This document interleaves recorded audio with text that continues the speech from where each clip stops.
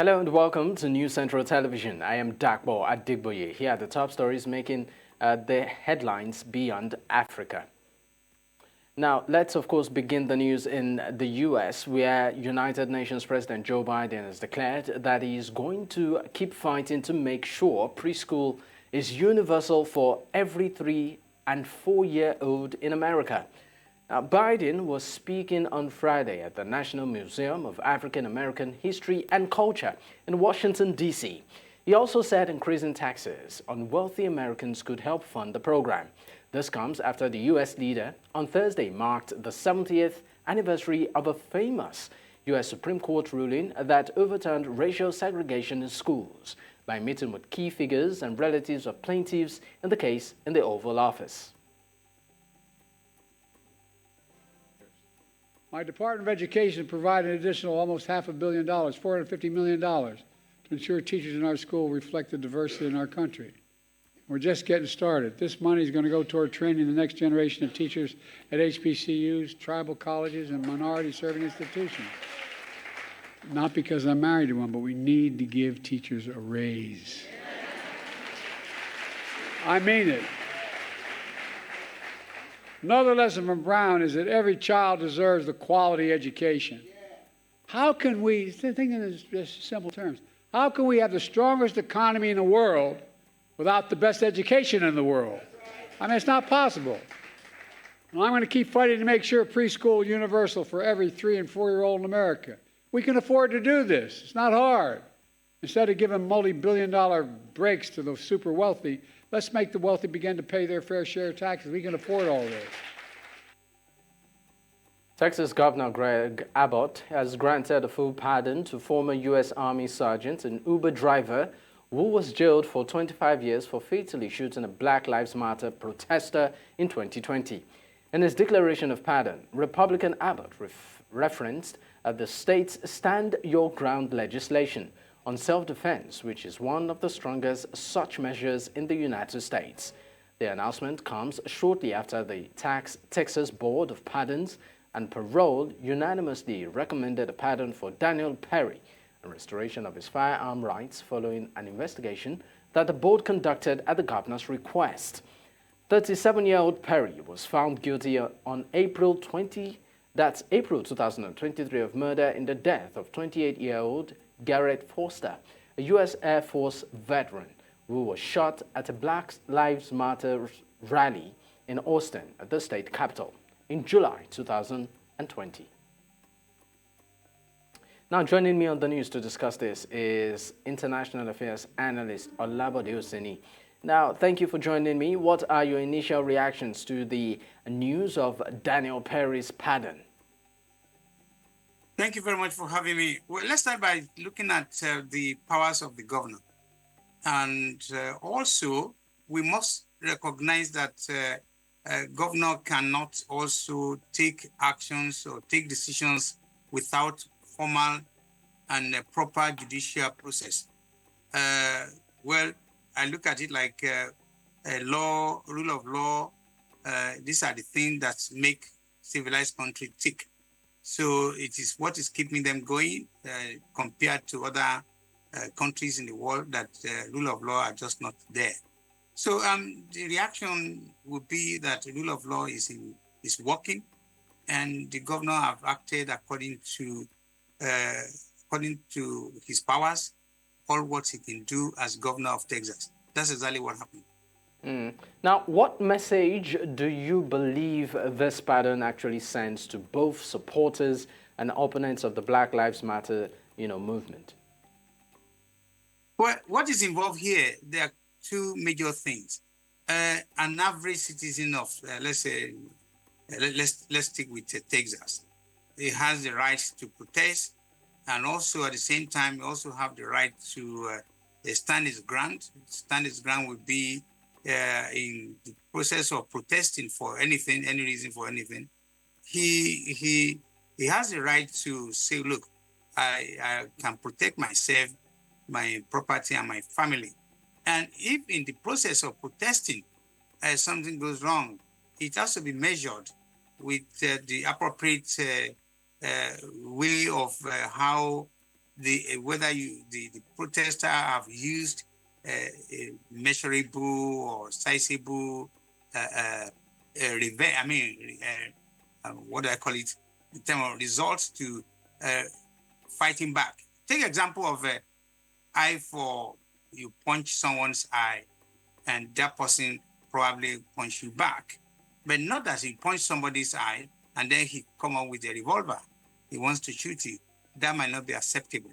So these are the things that we need to consider. We need to understand that in Texas, you have the right to protest, but at the same time does not give you the moral right or any extra right to just behave any which way you like. Those are the things we need to understand.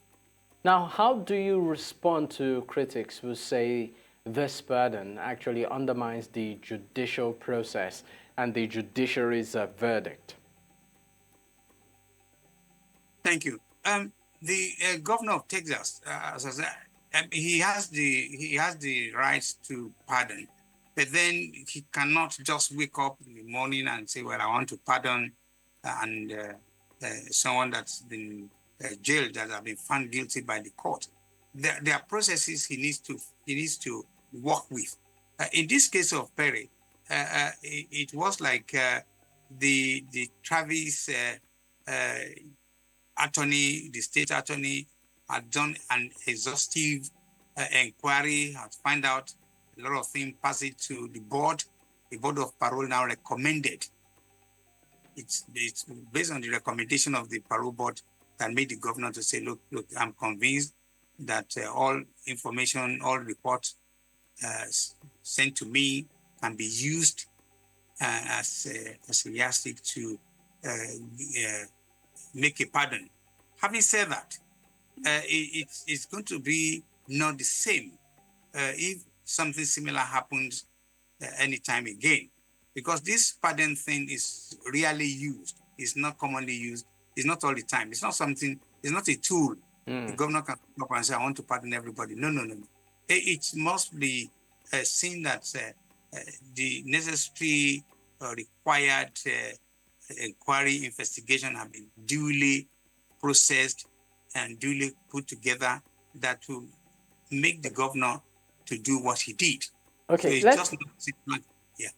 Okay, let's talk about the stand your ground law. Typically, how does it impact cases of self-defense in Texas?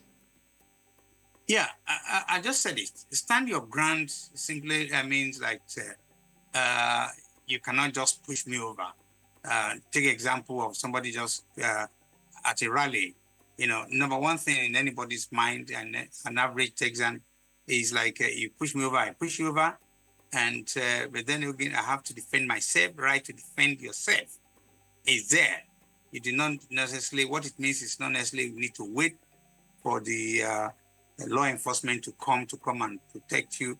It sounds a little bit weird, but that means you stand your ground there and then. You can fight back there and then. But like I said, it has to be, your fighting back must be commensurate with the force.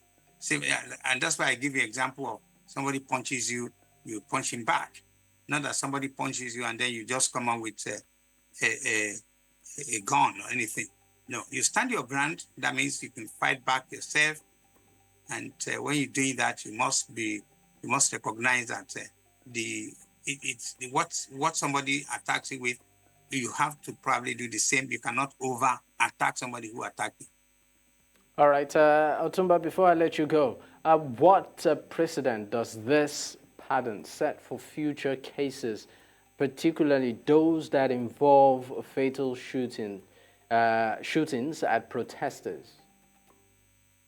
Not much left in setting a precedent. A precedent is something usually at a very high level of judiciary. They can review it. So I believe also the president may not be finality that they cannot be reviewed. So if in case sometimes again something similar happen, the circumstances, it will be depend on the process. Like I said, the judiciary starting from the inquiries, the investigation that have been put together, that now finally recommended. So it's going to be all cases are going to be it's going to be reviewed according to circumstances. It's just not going to be the same. So it's not going to be a blank check that the president now to grant Perry a pardon will mean for everybody will get that. Probably not. All right, Otumba Oseni, thank you so much for your time on the news. Thank you very much for having me. Have a great weekend. All right. Now, let's also tell you that in South America, the director of La Modelo prison, one of Colombia's principal prisons, was shot dead in Bogota earlier in the day in what the security secretary for the city refers to as a murder for hire case. The director was traveling in a car belonging to the INPC prison authority in the Colombian capital when he was shot. Fernandez had taken office on April 4th. He was carrying out orders to impart discipline and carrying out random searches. The leftist president announced a lockdown plan by the police to find the attackers and an extraordinary security council to establish measures for all the country's prisons.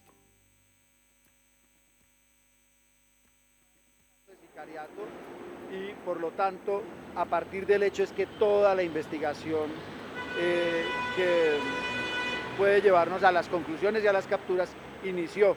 Entonces, decir cualquier cosa ahora es una especulación. Repudiamos toda la violencia que está asociada al crimen y que afecta a funcionarios que prestan su servicio, que dejan de estar con sus familias por tratar de contribuir a la aplicación. Now to North America, where Migration Director Samira Gozain says the government of Panama has deported 30 Colombians with criminal records who entered the country irregularly by crossing the inhospitable Darien jungle. Now, Minister of Security Frank Abrego also said that the next government of Panama has ruled out building a wall on the jungle border of Darien to prevent the arrival of migrants heading to the United States, but will, however, deport them. The closure of the border jungle with Colombia to migration was one of the main campaign promises of Jose Molino, who will assume power on July 1st. Mañana el Servicio Nacional de Migración continúa con sus gestiones de deportación y de expulsión de aquellas personas que ingresan por el Parque Nacional Darién con récord criminales. Esta es la realidad masiva, son 30 personas nada más. Si tú contemplas de que al día nos están llegando 1.200 personas, realmente este es parte del esfuerzo que Panamá puede, con el poco presupuesto que tiene, los pocos recursos limitados que mantenemos. We are to Europe, where French police in Rouen shot dead an armed man who set fire to the city's synagogue. The incident occurred in central Rouen, that's 130 kilometers northwest of Paris, early on Friday morning. According to local authorities, he was carrying a knife, an iron bar, and the motive were still unclear. Interior Minister, in a message posted on X, said the individual had been neutralized and praised police for their responsiveness and courage. This comes after the Marmin last month announced additional security at the synagogues and Jewish schools, where in the meantime France has ramped up security measures at Jewish institutions in response to tensions around the ongoing Israel-Gaza war. Les pompiers et des fonctionnaires de police du service police-secours constatent la présence d'un individu sur le toit de la synagogue qui brandit une barre de fer d'une main et un couteau de cuisine de l'autre, et qui les invective. De la fumée s'échappe effectivement des fenêtres de la synagogue. Alors qu'ils tentent de convaincre l'individu de descendre du toit, celui-ci jette en leur direction la barre de fer, qui s'avérera être un burin de perforateur, puis saute du toit et se dirige en courant vers un policier en le menaçant du couteau qu'il porte, le bras toujours levé vers lui. Le policier recule de plusieurs mètres en le braquant de son arme, lui intimant de cesser, mais l'individu continue sa course, le couteau toujours levé vers le policier. Après ces sommations, restées sans effet, Ce fonctionnaire de police menacé aurait fait usage de son arme à 5 reprises, touchant l'individu 4 fois. Celui-ci est décédé malgré les premiers soins immédiatement prodigués par les pompiers. Et j'ai décidé de l'ouverture de 2 enquêtes. La première confiée à la direction zonale de la police nationale pour incendie volontaire en raison de la religion. Pour violence volontaire avec arme sur dépositaire. The Interior Minister on Thursday said the gunmen who attacked a prison van and killed 2 officers to free a convict of France's public enemy number 1, insisting the hunt for the fugitives were progressing well. Speaking to newsmen, Gerald Damamin said that 350 investigators had been mobilized to search for the perpetrators of Tuesday's attack, and the convict they freed, and adds that the police were making very good progress. He vowed to do everything to arrest and bring to justice those who killed the prison officers in cold blood with Kalashnikovs. Now, on Tuesday, gunmen attacked a prison van at a motorway toll in Inkerville, just south of Normandy, capital of Rouen, killing 2 prison persons, that's officials, and freeing a convict linked to gangland drug killings. Le 3e jour de reconduite, simplement parce que pour l'instant, nous avons des réponses claires et des engagements clairs de notre ministre concernant les demandes de base que l'on réclame sur les véhicules, les moyens et les systèmes d'élévation d'escorte, de niveau d'escorte. On n'a pas de réponse claire et nette pour l'instant. On attend des réponses concrètes, des engagements concrets. Ce qui est arrivé était terrible, grave, et on veut des réponses immédiates et avec des engagements qui soient dans la durée. On est tous extrêmement tristes. On a une certaine anxiété sur la reprise des missions. Est-ce que nous allons avoir enfin des renforts quand on a des missions compliquées, des niveaux d'escorte 3? Est-ce qu'on va être enfin entendu et renforts? Russian leader Vladimir Putin was in the northeastern city of Harbin on Friday, the final day of a visit aiming to promote crucial trade with China and win greater support for his war effort in Ukraine. Arriving on Thursday, Putin made his first international trip since his re-election in March. Meeting with President Xi Jinping, the 2 men presented their countries' relations as a stabilizing factor in a tumultuous globe. According to Chinese customs figures, China has offered a critical lifeline to Russia's isolated economy, with trade booming since the invasion and hitting $240 billion in 2023. Speaking at the opening ceremony of a Russia-China Trade Expo on Friday, Putin hailed energy ties between the 2 countries and promised to strengthen them. Российско-китайское неразрывное партнерство напрямую способствует росту экономик обеих стран, надежно обеспечивает энергетическую безопасность, стимулирует создание новых производств и высокооплачиваемых рабочих мест, повышает благосостояние и качество жизни наших граждан. Наш стратегический альянс в энергетике, ставший несущей опорой всего глобального рынка энергоресурсов, уверен, будет и далее укрепляться. Россия готова и способна бесперебойно, надежно снабжать китайскую экономику, предприятия, города, поселки экологически чистой, доступной энергией, светом и теплом. В условиях, когда мир стоит на пороге следующей технологической революции, мы настроены последовательно углублять двустороннюю кооперацию в области высоких технологий и инноваций, объединять наши научные и исследовательские потенциалы. Это необходимо, чтобы уверенно занимать лидерские позиции, повышать конкурентность. Let's go on a quick break. When we return, we have more stories. Stay with us. Staying in the region, Russian President Vladimir Putin laid flowers at the Soviet Matthias Monumentum that's in the northeastern city of Harbin, built to commemorate the Soviet Red Army soldiers who died during World War II. Putin is on the final day of a visit aiming to promote crucial trade with China and win greater support for his war effort in Ukraine. China has also offered a critical lifeline in Russia's isolated economy, with trade booming since the invasion and hitting $240 billion in 2023, according to China's customs figures. China and Russia's strategic partnership has also grown closer than the invasion of Ukraine, and Beijing has rebuffed Western claims that it is aiding Moscow's war efforts.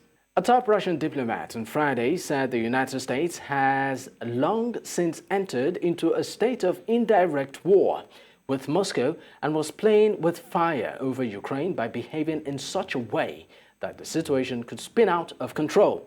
Deputy Foreign Minister Sergei Ryabkov commented reflects a growing Russian concern over what Moscow cast a dangerous Western escalation in Ukraine as Russian forces advance in several places. The official warned that the U.S. risked serious consequences since it had engaged in an indirect conflict with Russia for a considerable amount of time.